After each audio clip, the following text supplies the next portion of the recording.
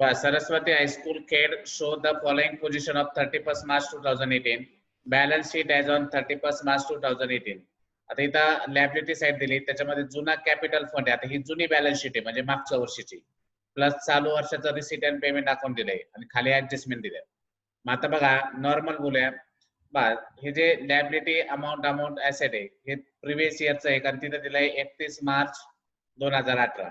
मग जुना capital account आपल्याला दिलाय 6,80,000, एंट्रन्स फी दिली 20,000. पहिला कॅपिटल हा जो असतो जुना तो लॅबिलिटीला जाणार, एंट्रन्स फी लॅबिलिटीला जाणार. ठीक आहे. आता हे जुना cash in and cash at bank 5,000 8,000 हे रिसीटच्या सुरुवातीला दिसतं इथं.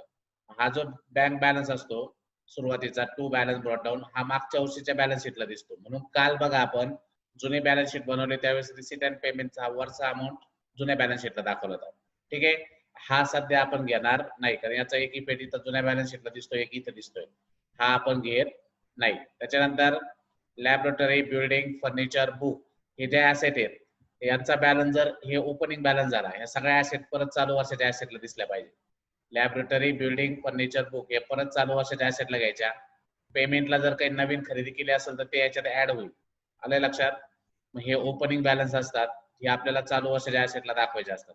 प्लस पेमेंटला नवीन काही आलं तर ते त्याच्यात ऍड करायचं असतं. आता हे ट्युशन फीचं आउटस्टँडिंग आहे 10,000. ट्युशन फी रिसेबल म्हणजे ट्युशन फीचे आउटस्टँडिंग आहे 10,000. मग या ठिकाणी ट्युशन फी आलेली बघा. आता जुनी आउटस्टँडिंग किती दिसते इथं 10,000 आहे. मागच्या वर्षी आउटस्टँडिंग 10,000 होती. मागच्या वर्षीचे 17-18चे किती पैसे मिळाले 8,000. म्हणजे 10,000 जे मागच्या वर्षी आउटस्टँडिंग होती त्यापैकी फक्त 8,000 आपल्याला ट्युशन फी मिळाली. उरलेले 2,000 रुपये आपले परत आउटस्टँडिंग राहिले असं त्याचा अर्थ असतो. मग जर चालू वर्षी परत आउटस्टँडिंग राहिले तर ते आपल्याला परत कुठं दाखवावं लागतात. मागच्या वर्षीचं काही पेंडिंग असेल आउटस्टँडिंग असेल तर सबस्क्रिप्शनच्या ऍडजस्टमेंट मध्ये आपण पाहिलं होतं ते परत ऍसेटला दाखवावं लागतं. मग या 10 मधून हे 2 गेले, 10 मधून 8 गेले, किती राहिले 2,000. मग 2,000 रुपये आपल्याला कुठे घ्यावं लागतील ऍसेटला घ्यावं लागतील. ठीक आहे. आउटस्टँडिंग ट्युशन फी म्हणून 2017-18 आणि हे चालू वर्षाची ट्युशन फी 1,00,000 मिळाली. आता आपण मानताना बघा हा टू बॅलन्स ब्रॉट डाऊन आपण घेत नाही, त्याच्यामुळे इथं जर कुणाचं पुस्तक असेल तर तिथं क्रॉस करा, ही घ्यायचं नाही. 17-18चे पैसे सुद्धा आपल्याला घ्यायचे नाही, कारण की तिची फक्त ऍडजस्टमेंट समजून घ्यायसाठी हे पैसे वापरायचे. मागच्या वर्षी 10,000 आउटस्टँडिंग होतं, त्यापैकी 8 मिळाले म्हणजे परत 2,000 रुपये मागची पेंडिंग आहे त्याचा इफेक्ट फक्त 2,000च्या ऍसेटला करायचा, अशी ती ऍडजस्टमेंट होईल. 18-19चे पैसे इन्कमला जातील, इथे इन्कम करा. ट्युशन फीचे 18-19चे पैसे कुठे जाणार इन्कमला. Fine collection income, admission fee इन्कमला जाते, term fee income. Donation for library special donation सांगितलं का नाही पहा. डोनेशन फॉर लायब्ररी आला म्हणजे स्पेशल आहे म्हणून लायब्ररीला. इंटरेस्ट ऑन बँक डिपॉझिट बा, इंटरेस्ट ऑन बँक डिपॉझिट आला बा, मग ते आपले इन्कम झाला म्हणून इन्कमला. त्याच्यानंतर गव्हर्नमेंट ग्रँट, गव्हर्नमेंट ग्रँटच्या बाबतीत काय सांगितलं बघा, रेव्हेन्यू शब्द आलाय म्हणून इन्कमला. इकडं salary to teachers expenditure, salary to office staff expenditure. Books, books बघा, बुक्स म्हणजे आपली ऍसेट आहे का नाही. बुक्स काय आपली ऍसेट आहे. मग जुनी बुक्स आलेली बघा, जुने बुक्स किती दिसत आहेत 22,000. त्याच्यात हे न्यू परचेस म्हणून ऍड करायचे 15,000. हे जे बुक्स दिसत आहेत वरती 22,000 जुन्या बॅलन्स शीटला, त्याच्यामध्ये हे नवीन बुक्स काय करायचे परचेस म्हणून ऍड करायचे. मग पहिल्या ऍसेटला हे बुक्स घ्यायचे 22, त्याच्यात हे ऍड करा. प्रिंटिंग अँड स्टेशनरी हे ऍसेटला जाणार. आता printing and stationery expenditure, annual gathering expenses expenditure. त्याच्यानंतर office rent expenditure, repair expenditure, port expenses expenditure. Furniture आलाय बघा, फर्निचर जुना फर्निचर आहे ना 40,000 बघा वरती, त्या फर्निचर मध्ये फर्निचर ऍड करायचे 50,000. पहिले ऍसेटला हे जुना बॅलन्स घ्यायचा 40,000, मग याच्यामध्ये न्यू परचेस म्हणून ऍड करायचे 50,000. आणि हे जे बॅलन्स कॅरेट डाऊन दिसतंय, हे जे बॅलन्स कॅरेट डाऊन आहे ते बघा, हे जे बॅलन्स कॅरेट डाऊन आलाय हे आपण cash in hand cash at bank म्हणून ऍसेटला घेतो, म्हणून हे कुठं जाणार ऍसेटला. म्हणून नीट लक्षात घ्या बघा, कोणतं कुठं जातं हे तुम्हाला लक्षात आलं पाहिजे.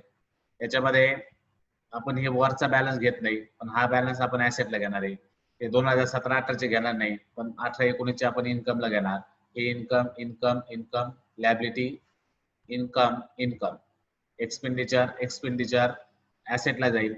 एक्सपेंडिचर एक्सपेंडिचर एक्सपेंडिचर एक्सपेंडिचरला हे ऍसेट एक्सपेंडिचरला हे ऍसेटला जाईल आणि हे सुद्धा कुठे जाईल, दोन्ही बॅलन्स ऍसेटला जाणार. हे झालं आपलं नॉर्मल. आता ऍडजस्टमेंट नुसार काय होईल ते बघावं लागेल. ऍडजस्टमेंट नुसार जर आपण गेलो तर बघा, पहिले ऍडजस्टमेंट म्हणजे tuition fee outstanding current year. आता प्रिव्हियस इयरचं आउटस्टँडिंग कळलं होतं, प्रिव्हियस इयरचे 10,000 होते, त्यातले फक्त 8 मिळाले, 2,000 रुपये आपल्याला ऍसेटला दाखवायचे, त्याचं एकच इफेक्ट होईल. तसं याच्यावरून आपल्याला करंट इयरचं ट्युशन फीचं आउटस्टँडिंग 5,000 आहे, मग करंट इयरचं आउटस्टँडिंग आहे आणि ट्युशन फी इन्कमला असते, म्हणजे इन्कमचं आउटस्टँडिंग आहे. मग किती इफेक्ट करणार, तर एक इफेक्ट आपल्याला इन्कम मध्ये ट्युशन फी मध्ये ऍड करायचा. वरती जी ट्युशन फी आलेली आहे बघा, जी ट्युशन फी आहे 1 लाख, 1 लाखामध्ये 5,000 रुपये आउटस्टँडिंग म्हणून ऍड करायचा. सेकंड इफेक्ट जाईल लायबिलिटीला, कारण इन्कमचा आउटस्टँडिंग असल्यामुळे सेकंड इफेक्ट कुठे घ्यायचा, ऍसेटला. सॉरी, सेकंड इफेक्ट कुठे जाईल, ऍसेटला. इन्कमचा आउटस्टँडिंग असल्यामुळे ऍसेटला. सॅलरी बघा, पुढचं आहे salary to teacher outstanding. Salary expenditure जाणार, मग एक्सपेंडिचरचा आउटस्टँडिंग आल्यामुळे दुसरा इफेक्ट जाईल लायबिलिटीला. रेंट पेड ऍडव्हान्स, रेंटचा ऍडव्हान्स आला, मग एक्सपेंडिचरचा ऍडव्हान्स आहे, एक्सपेंडिचर मधून लेस करायचं. ऍडव्हान्स प्रीपेड आपण लेस करतो आणि ऍडव्हान्स असल्यामुळे त्याचा सेकंड इफेक्ट जाईल ऍसेटला. मग एक्सपेंडिचर मधून लेस करायचं रेंट मधून, सेकंड इफेक्ट करायचा ऍसेटला. आणि डेप्रिसिएशन बुक 15,000 सांगितलंय, 15 आणि फर्निचरवर 10% आणि इथला बुकवर 15%. मग आता बघा, या ठिकाणी जर विचार केला तर आपल्याला बुक आणि फर्निचरवर अशी ऍडजस्टमेंट आहे बघा. फर्निचर आणि बुकच्या बाबतीत हे ओपनिंग बॅलन्स आहे आणि हे न्यू ऍडिशन आहे. मग ओपनिंग बॅलन्स वर आपल्याला पूर्ण वर्षाचं डिप्रिशिएशन घ्यावं लागेल. न्यू ऍडिशन वर आपल्याला 6 मंथचं किंवा काय तारखा असतील त्यानुसार आपल्याला डिप्रिशिएशन घ्यावं लागेल आणि मग डिप्रिशिएशन आपल्याला ऍसेटला मायनस करावं लागेल. अशा पद्धतीने ऍडजस्टमेंट आपली येणार आहे, ते आपल्याला सोडवायचे. ठीक आहे, मग आता सुरुवात करताना बघा, सगळ्यात अगोदर हे जे कॅपिटल फंड आहे ते मी लायबिलिटीला मांडून घेतो, एंट्रन्स फी त्याच्या खाली मांडून घ्यायची. ठीक आहे, आता पहिलं ते जुन्या बॅलन्स शीटचं कॅपिटल फंड मी इथे घेतो. बघा, कॅपिटल फंड किती आहे, जुन्या कॅपिटल फंड इनरला ठेवा कारण त्याच्यावर सरप्लस ऍड होणार आहे.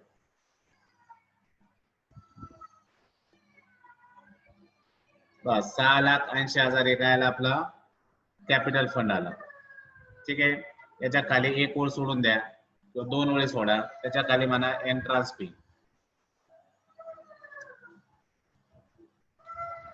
जुन्या बॅलन्स शीटला जी एंट्रन्स फी आली ती पण आपल्याला कुठे दाखवायची, चालू वर्षाच्या लायबिलिटीला. बघा या ठिकाणी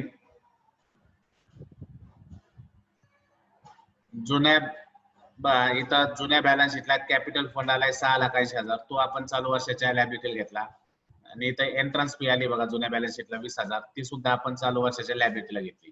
मग या ठिकाणी एंट्रन्स कॅपिटल फंड दाखवला आपण 680, खाली सरप्लस येणार आहे त्यासाठी जागा सोडली.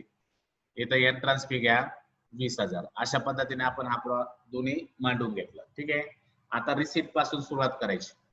मी काय सांगतो नीट बघा ना, रिसीट पासून आपण सुरुवात करणार. रिसीटला सगळ्यात अगोदर to balance brought down, cash आणि बँक आले. हा बॅलन्स आपण घेत नाही कारण हा बॅलन्स हा मागच्या वर्षीच्या बॅलन्स शीटला असतो. बघा, मागच्या वर्षीच्या बॅलन्स शीटला cash in and cash at bank 5 आणि 8 आहे, तोच बॅलन्स इथं ओपनिंग म्हणून असतो, त्यामुळे तो घ्यायचा नाही. ठीक आहे, आता पुढे आला, दिसतंय का रे, आवाज येतोय का, आवाज येतोय का? हो सर येतोय. हा, झालं होतं म्हणून म्हटलं. ट्युशन फीच्या बाबतीत आता बघा, ट्युशन फी ही इन्कमला जात असते, पण या ठिकाणी यांनी मागच्या वर्षीचं, आता चालू वर्ष बघा आपलं 31 मार्च 2019 हे चालू वर्ष आहे, म्हणजे 18-19 करंट इयर झालं. 31 मार्च 2019 रिसीट अँड पेमेंटची तारीख पाहिजे. रिसीट अँड पेमेंटला वर्ष कोणतं आहे, 31 मार्च 2019. याचा अर्थ 18-19 हे करंट इयर आहे आणि 17-18 हे प्रिव्हियस इयर आहे. प्रिव्हियस इयरचे पैसे आपण घेत नाही, पण आता प्रिव्हियस इयरच्या बाबतीत जुन्या बॅलन्स शीट मध्ये मागच्या वर्षी आउटस्टँडिंग किती होतं रे, 10,000. मागच्या वर्षी आउटस्टँडिंग किती होतं, 10,000 होतं. बघा, मागच्या वर्षी आउटस्टँडिंग 10,000 होतं. हे जे 10,000 आहे, हे जे 10,000 आहे, त्या 10,000 पैकी आपल्याला या ठिकाणी 8,000 मिळाले. 10,000 पैकी किती मिळाले, 8,000. म्हणजे किती रुपये आउटस्टँडिंग राहिले अजून, 2,000 रुपये आपले आउटस्टँडिंग बाकी. 2,000 रुपये आपले आउटस्टँडिंग बाकी आहे. म्हणजे 10,000पैकी फक्त इथं आपल्याला 8,000 मिळाले. 2,000 रुपये जे राहिले ते आपल्याला दाखवावे लागतील ऍसेटला. म्हणून इथं आता कारण जुना बॅलन्स जर आपला काही आउटस्टँडिंग राहिला असेल तर तू परत चालू वर्षाच्या ऍसेटला आपल्याला घ्यायचं. मग आता हे जे 2,000 रुपये पेंडिंग राहिले, कारण 10,000 पैकी आपल्याला या मागच्या वर्षी 10,000 भेटले नव्हते, त्यापैकी या वर्षी 8,000 वसूल झाले. उरलेले 2,000चा इफेक्ट कुठं करायचा असतो? ऍसेटला. म्हणून इथं ऍसेटला घ्या आउटस्टँडिंग ट्युशन फी, खाली साल घ्या 2017-18,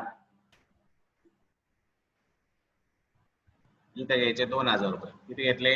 2,000. 2,000 कसे आले कळाले सगळ्यांना? माग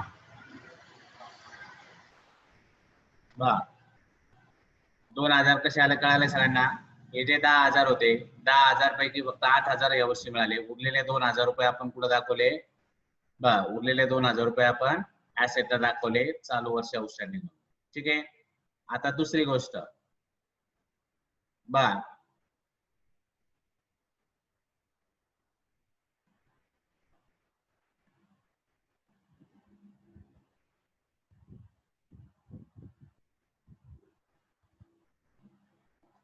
ठीक आहे. आता दुसरी गोष्ट बघा, या ठिकाणी आपल्याला किती आलेत रे?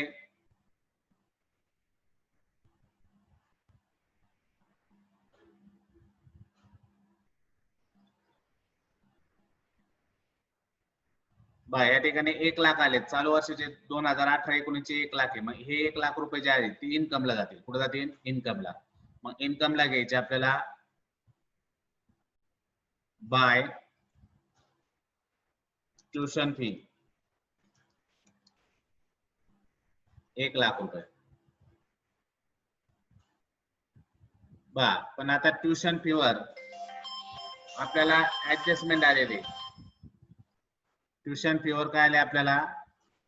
खाली ऍडजस्टमेंट आली. काय ऍडजस्टमेंट आली ट्युशन फीवर? पहिलीच ऍडजस्टमेंट आहे बघा. Tuition fee are outstanding for current year. Current इयरचे 5,000 रुपये आउटस्टँडिंग आहे. मग आता इथे कधी 18-19 करंट इयरचे 1 लाख आपल्याला मिळाले होते, पण 1 लाख मिळून सुद्धा आणखीन 5,000 रुपये काय आउटस्टँडिंग आहे असं त्यांनी सांगितलंय. मग ह्या ऍडजस्टमेंट नुसार आता हे करंट इयरचं आउटस्टँडिंग असल्यामुळे याचे किती इफेक्ट होणार? 2. मग करंट इयरच्या आउटस्टँडिंगचा पहिला इफेक्ट होतो इन्कमला ऍड. आउटस्टँडिंग आहे नेहमी काय करतो आपण? इन्कमला ऍड करायचे 5,000 रुपये. बाहेर आले आपले 1,05,000.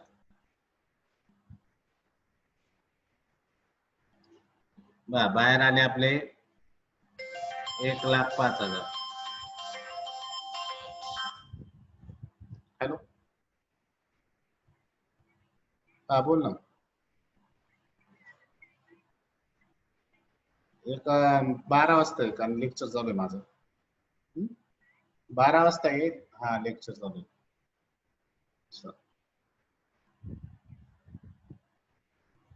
बघा, 1 लाखातून 5,000 गेले. काय बाहेर आले? 1 लाख बाहेर आले. बघा, 1 लाखामध्ये आपण 5,000 ऍड केले. बाहेर आले 1,05,000. आता याचा इफेक्ट कुठे येणार? दुसरा इफेक्ट कुठे जाणार? तर दुसरा इफेक्ट करायचा आपला ऍसेटला. कारण चालू वर्षाचा आउटस्टँडिंग आहे. 1 लाख मध्ये 5,000 आउटस्टँडिंग ऍड केले. या 5,000चा दुसरा इफेक्ट करायचा ऍसेटला.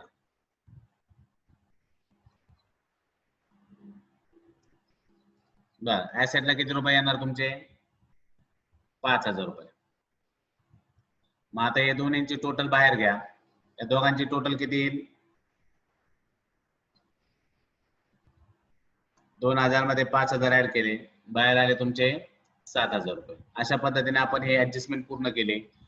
करंट इयरचा ट्युशन फी इन्कमला घेतला. खाली ऍडजस्टमेंट नुसार करंट इयरचा आउटस्टँडिंग आपण 5,000 ऍड केलं. ऍड करून 5,000चा सेकंड इफेक्ट केला आपण ऍसेटला. ऍसेटला 2018-19 म्हणून 5,000. आता हे मागच्या वर्षीचे 2,000 कसे आले? तर मागच्या वर्षीचं पेंडिंग राहिलेलं ते फक्त आपण इथं घेतलं, त्याचा एकच इफेक्ट आला. तसं करंट इयरचे आपल्याला किती इफेक्ट करावे लागले? 2. एक आउटस्टँडिंग ऍड करून सेकंड ऍसेटला. ठीक आहे. मग आता पुढे बघा, आउटस्टँडिंगचं झालं. त्याच्यानंतर आलंय फाईन कलेक्शन. आता फाईन कलेक्शन जातं इन्कमला, म्हणून इन्कमला घ्या. आता हे फाईन कलेक्शन घ्या, इन्कमला 2000, ऍडमिशन फी घ्या, इन्कमला 10,000, टर्म फी घ्या 7,000, आणि त्याच्यावर ऍडजस्टमेंट आलेलं नाही, त्याच्यामुळे हे तिन्ही पण इन्कमला मांडून टाकायचं. बा इन्कमला काय काय येणार आहे आता? By fine collection 2000. बा त्याच्यानंतर येईल बाय ऍडमिशन फीज 10,000. त्याच्यानंतर येईल बाय टर्म फीज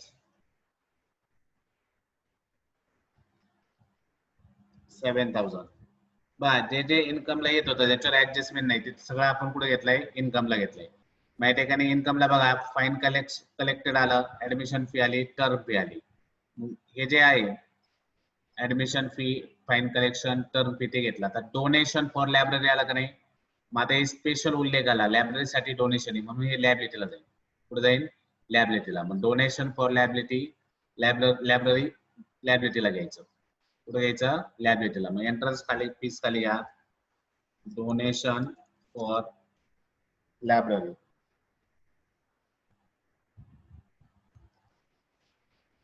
किती रुपीज आहे? 1000. डोनेशन फॉर लायब्ररीज घेतला आपण 1000. पहा डोनेशन फॉर लायब्ररी स्पेशल असल्यामुळं आपण ते पुढे घेतलं लायबिलिटीला. जर जनरल डोनेशन असेल तर इन्कमला, स्पेशल असेल तर liability.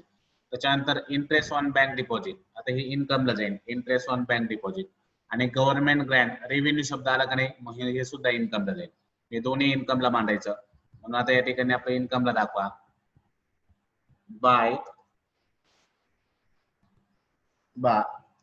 Interest on bank deposit. Interest on bank deposit किती अमाऊंट आहे? 5,000. त्याच्यानंतर घ्या बाय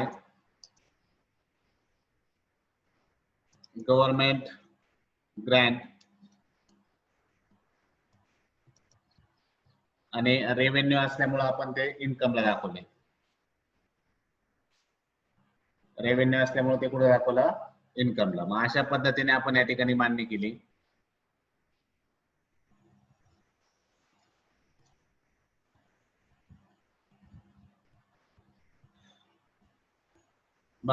या ठिकाणी जे जे इन्कमला येत होतं ते सगळं मांडून झालं. आता इन्कम नंतर आपण सुरुवात करणार पेमेंट साइडला. आता पेमेंटला पहिला आलाय सॅलरी टू टीचर्स. मग सॅलरी टू टीचर वर बघा, मागच्या वर्षीच्या बॅलन्स शीटला चेक करायचं. मागच्या वर्षीच्या बॅलन्स शीटला काही ऍडजस्टमेंट नाहीये, त्याच्यामुळं ऍडजस्टमेंट फक्त कुठं आलेली आहे? खाली 2 नंबरची ऍडजस्टमेंट आहे बघा. काय ऍडजस्टमेंट आहे 2 नंबरची?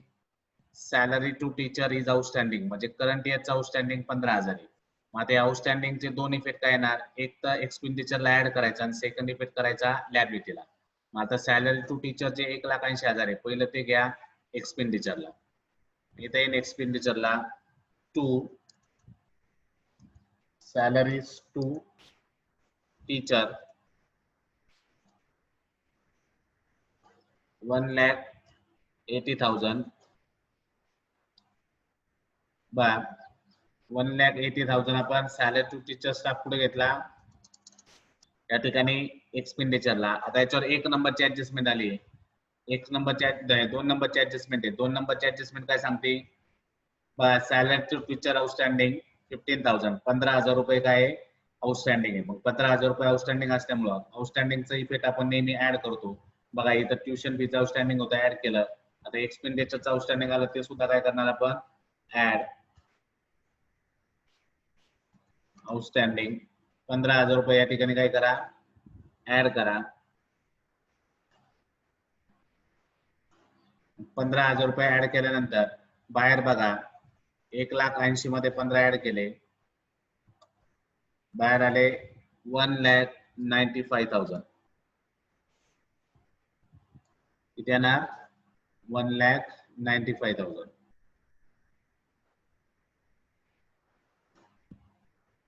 अशा पद्धतीने आपले 1,80,000 मध्ये आउटस्टँडिंग आलं होतं म्हणून आउटस्टँडिंग ऍड केलं, बाहेर आले 1,95,000. आता हे एक्सपेंडिचरचं आउटस्टँडिंग आहे म्हणून त्याचा इफेक्ट लायबिलिटीला जाणार. इथं इन्कमचा आउटस्टँडिंग होता म्हणून ते कुठे गेलं, ऍसेटला. तसं आता हे एक्सपेंडिचरचं आउटस्टँडिंग असल्यामुळं लायबिलिटीला घ्या. Outstanding for salaries to teachers किती रुपीज, 15,000. 15,000 रुपये या ठिकाणी आपण त्याचा इफेक्ट कुठे गेला, एक्सपेंडिचरचा आउटस्टँडिंग असल्यामुळे त्याचा इफेक्ट गेला लायबिलिटीला. बघा इन्कमचा आउटस्टँडिंग होता तर इन्कमचा आउटस्टँडिंग आपण इथं ऍसेटला मांडला, तसं एक्सपेंडिचरचा आउटस्टँडिंग आल्यामुळं एक्सपेंडिचरला ऍड केलं, एक्सपेंडिचरला ऍड करून त्याचा सेकंड इफेक्ट कुठे घेतला आपण, लायबिलिटी साईडला. आलंय लक्षात, व्यवस्थितरित्या लिहून घ्या. बघा आपलं आता पेमेंट साईड चालू झाली. पेमेंट साईडला पहिलं आलतं सॅलरी टू टीचर, ते घेतलं. त्याच्यानंतर हे सॅलरी टू ऑफिस स्टाफ 30,000 रुपये जाईल एक्सपेंडिचरला, salary to office staff.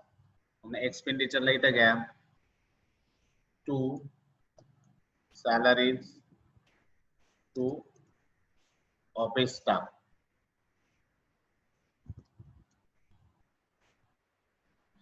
Salary to office staff किती रुपये सांगितलंय, 30,000. 30,000 या ठिकाणी घ्यायचे.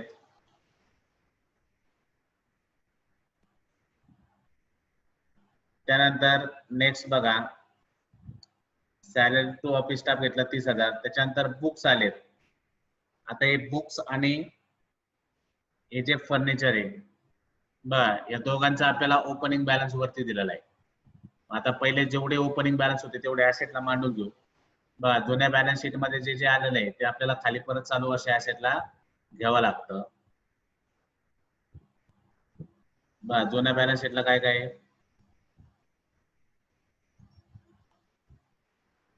जुन्या बॅलन्स शीटला इथं लॅबोरेटरी आली आहे तसंच घ्या, बिल्डिंग आली आहे तसंच चालू वर्षाच्या ऍसेटला घ्या.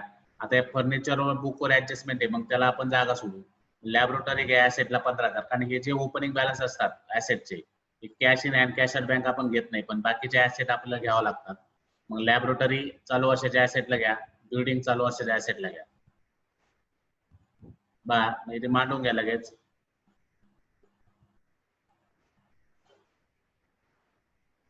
लॅबोरेटरी किती, लॅबोरेटरी 15,000. त्याच्यानंतर बिल्डिंग आले बघा, बिल्डिंग वर पण ऍडजस्टमेंट नाही तसेच मांडून घ्या. पण हे जुने बॅलन्स आहे, आपण जुने ऍसेट आहेत ते आपण विकलेले नसतात, त्याच्यामुळे ते आपल्याला चालू वर्षी पण तशाच दाखवावं लागतात बॅलन्स शीटला, ओपनिंग बॅलन्स. आता बघा या ठिकाणी त्याच्यानंतर आलंय फर्निचर. फर्निचर वर ऍडजस्टमेंट येणार आहे म्हणून फर्निचरचे पैसे आतमध्ये ठेवा. खाली 1 2 3 ओळी सोडून द्या. त्याच्यानंतर घ्या बुक. बुक किती आलंय, बुक आपल्याला जुन्या बॅलन्स शीटला दिलाय 22,000. या ठिकाणी तिन्ही किमती ज्या आहेत, लॅबोरेटरीचे आपण 15,000 घेतले, बिल्डिंग 6 लाख घेतली, फर्निचरचे 40,000 घेतले, बुक घेतले 22,000. या चारही ओपनिंग बॅलन्स जे आहेत, चारही ओपनिंग बॅलन्स आपण काय केले, चालू वर्षाच्या ऍसेटला घेतले. मागचे जे जे फिक्स ऍसेट असतात त्याचे ओपनिंग बॅलन्स आपल्याला चालू वर्षाच्या ऍसेटला घ्यावं लागतात. फिक्स ऍसेटचे, करंट ऍसेटचे आपण घेत नाही, पण फिक्स ऍसेट आपल्याला या ठिकाणी घ्यावं लागतं. लॅबोरेटरी फिक्स ऍसेट आहे म्हणून त्याचे बॅलन्स घेतला लायबिलिटीला. बिल्डिंग फिक्स ऍसेट आहे त्याचा बॅलन्स आपण लायबिलिटीला घेतला. मग आता या ठिकाणी बघा याच्यावर काही ऍडजस्टमेंट नाहीये म्हणून ते आउटरला गेलं. तसं फर्निचरवर ऍडजस्टमेंट आहे म्हणून ओपनिंग बॅलन्स इनरला घेतला. बुकवर आता ऍडजस्टमेंट आहे म्हणून इनरला घेतलं. आता या बुककडे चला, काय आलं पेमेंटला. आता जुन्या बॅलन्स शीटचं आपलं सगळं मांडून झालंय. जुन्या बॅलन्स शीटला आता आपल्याला जायची गरज नाही. आता आपण जाणार पेमेंटमध्ये. पेमेंटमध्ये बुक आलंय बघा, बुक किती आलंय, नवीन बुक 1/1/2019 म्हणजे 1 जानेवारीला 15,000चं बुक परचेस केलंय. Book purchase 1/1/2019 15,000. 15,000चं बुक काय केलं रे, 1 जानेवारी 2019 ला परचेस केलंय. बा मग या ठिकाणी जे बुक परचेस केलं, बा ते जे बुक परचेस केलंय नवीन बुक, ते त्याला पेमेंटला जे बुक आलंय त्याला ऍड परचेस म्हणायचं. काय म्हणायचं? Add purchase. जुन्या जो ओपनिंग बॅलन्स असतो त्या जुन्या ओपनिंग बॅलन्स मध्ये काय करायचे, ते ऍड परचेस म्हणून ऍड करायचं. किती अमाऊंट आहे नवीन परचेसची? 15,000. 15,000 या ठिकाणी काय करायचे, ऍड करायचे. 15,000 ऍड केल्यानंतर दोन्हींची टोटल घ्यायची खाली. 22 प्लस 15 किती होणार? 37,000. 22 प्लस 15 किती आले? 37,000. मग आता 2 मिनिट एक लक्ष द्या. या बुकच्या बाबतीत जुना बॅलन्स आपला जुना बॅलन्स शीटचा 22,000 होता, नवीन बॅलन्स 15,000 आहे आणि दोन्ही मिळून 37,000 आहे. मग आता आपल्याला बुकवर ऍडजस्टमेंट आलेली बघा खाली डेप्रिशिएशनची. आपल्याला खाली काय आलंय, बुकवर डेप्रिशिएशनची काय आली, ऍडजस्टमेंट. तर 4 नंबरची ऍडजस्टमेंट बघा. The depreciation on a book 15% per annum. बुकवर किती टक्के डेप्रिशिएशन सांगितलं आपल्याला? 15% डेप्रिशिएशन आपल्याला बुकवर घ्यायला लावलंय. मग आता बुकच्या बाबतीत बघा, इथं 2 किमती. एक जुनी किंमत आहे 22,000, नवीन किंमत आहे 15,000. मग या दोघांवर आपल्याला डेप्रिशिएशन घ्यायचंय. मग आता 22,000 जे आहे ते जुन्या बॅलन्स शीटला होतं, म्हणजे ते आपल्याकडे पहिल्यापासून होतं. आणि हे जे परचेस 15,000 आहे ते कधी परचेस केले, ते त्यांनी आपल्याला तारीख दिली. हे जे 15,000 परचेस केले ते 1 जानेवारी 2019 ला परचेस केले. मग याचा अर्थ ह्या 15,000वर 3च महिन्याचं आपल्याला डेप्रिशिएशन घ्यावं लागेल, कारण आपला महिना मार्च मध्ये संपणार आहे. मग 15,000वर आपल्याला किती महिन्याचं घ्यावं लागेल? 3 महिन्याचं. आणि जे जुना बॅलन्स होता मागच्या बॅलन्स शीटचा म्हणजे 22,000, याच्यावर पूर्ण वर्षाचं. मग आता 15,000वर पहिला 22,000वर पूर्ण वर्षाचं सांगा किती येते? 22,000वर आपल्याला घ्यायचंय बघा, 22,000चे 2 शून्य कट करा. 1% 220. 1% किती आलं? 220. मग आता इथं बघा मी दाखवतो. 1% 220 गुणिले आपल्याला 15 घ्यायचे. बाय मग 15% आला 3,300. या ठिकाणी बघा 1% आला 220. 220 गुणिले जर 15 केला तर 15%चं उत्तर आला 3,300. आता बघा याच्यावर पण 1% किती येईल? 150. 1% 150 गुणिले 15 करा. मग 150 बघा 150 गुणिले 15. मग आता हे पूर्ण वर्षाचं आलं. पूर्ण वर्षाचं 2,225 250 आलं. 6 महिन्याचं किती येईल रे? 1,125 6 महिन्याचे येईल. तर हे 3,300 कशावर आलेलं आहे? 22,000वर 15% आलेलं डेप्रिशिएशन आहे. हे 2,250 कशावर आहे? 15,000वर 15% आलेलं डेप्रिशिएशन आहे. पण हे वर्षाचं आलं. 6 महिन्याचं किती आलं? 1,125. आणि आता आपल्याला 3 महिन्याचं घ्यायचंय. कितीचं घ्यायचंय? 3 महिन्याचं. मग आता या ठिकाणी बघा 1,125 भागिले 2 करा, म्हणजे आपल्याला 3 महिन्याचं कळलं. मग 3 महिन्याचं किती येईल? 162.5. किती आलं 3 महिन्याचं? 162.5. म्हणजेच आपण किती घेणार? 562.5 आलं. म्हणजेच आपण घेताना 563 घ्यायचे. बघा पूर्ण वर्षाचा आता 22,000वर पूर्ण वर्षाचं घ्यायचं, ते आला 3,300. 15,000वर आपण 15% आला 2,250.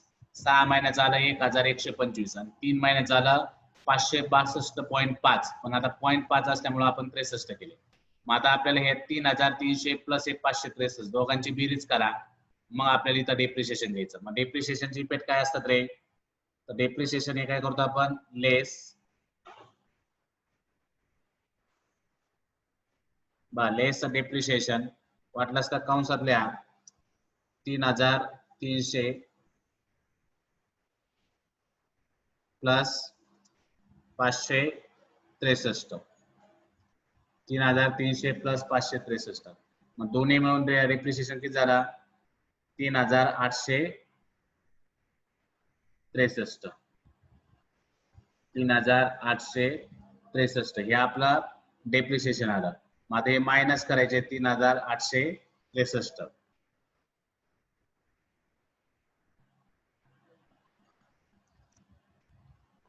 3863 मायनस करा.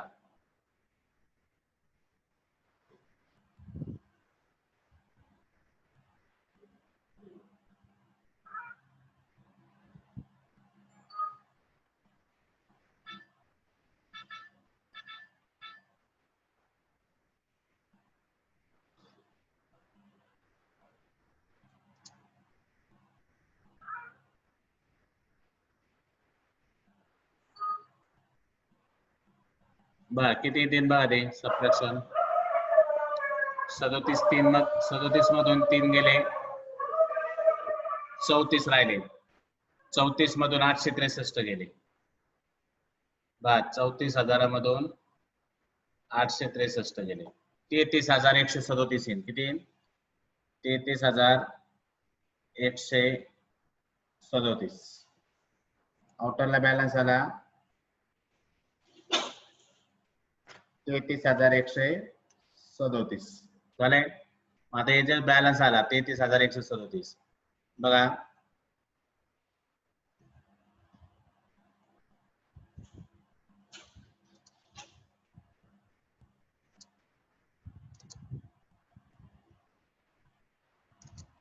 या डेप्रिसिएशनचा सेकंड इफेक्ट बघा. आता डेप्रिसिएशन काढताना नीट लक्ष द्या.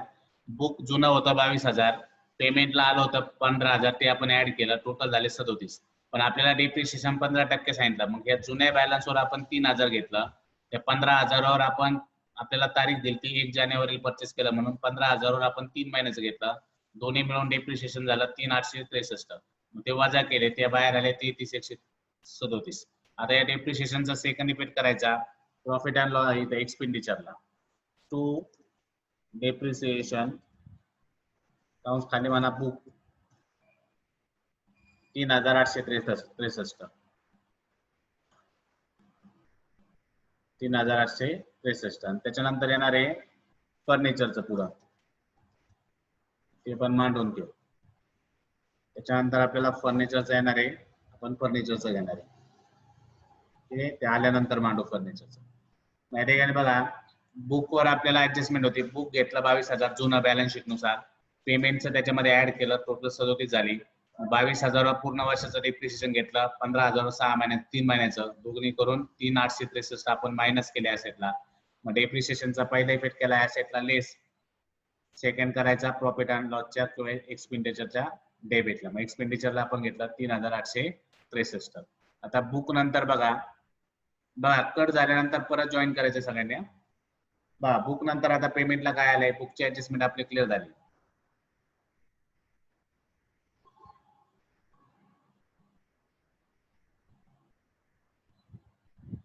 बुक नंतर काय आलं होतं printing and stationery. Printing and stationery जाईल एक्सपेंडिचरला. प्रिंटिंग अँड स्टेशनरी घ्या एक्सपेंडिचरला. आता फर्निचर लगेच आपण लिहून ठेवलं, जागा सोडायची गरज नाही. To printing and stationery.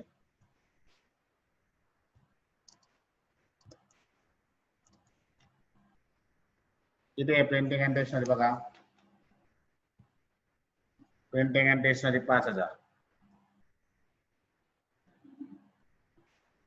To printing and stationery 5,000. आता प्रिंटिंग अँड स्टेशनरी नंतर पुढे काय आलंय अॅन्युअल गॅदरिंग एक्सपेन्सेस, हे सुद्धा एक्सपेंडिचरला जाईल. Annual gathering expenses, office rent सुद्धा एक्सपेंडिचरला मांडा, रिपेअर सुद्धा एक्सपेंडिचरला घ्या, स्पोर्ट एक्सपेन्सेस सुद्धा एक्सपेंडिचरला. हे चारही पण एक्सपेंडिचरला मांडून घ्या. आणि त्याच्यावर ऍडजस्टमेंट नाही, रेंटवर ऍडजस्टमेंट सॉरी. बाकीचे मांडा. बघा काय काय प्रिंटिंग अँड स्टेशनरी घेतलं, त्याच्यानंतर आहे टू अॅन्युअल गॅदरिंग एक्सपेन्सेस.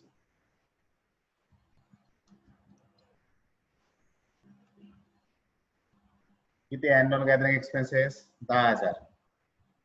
रेंटवर ऍडजस्टमेंट आहे त्याच्यामुळे ऍडजस्टमेंट करावं लागेल. Office rent to office rent. Office rent किती सांगितलं आपल्याला, ऑफिस रेंट आहे 16,000. ऑफिस रेंट किती आहे 16,000. या ठिकाणी गॅदरिंग एक्सपेन्सेस आपण घेतला, ऑफिस रेंट घेतलं 16,000, पण ऑफिस रेंटवर खाली ऍडजस्टमेंट आली बघा. किती नंबरची ऍडजस्टमेंट आहे 3 नंबरची. Rent paid advance 3,000.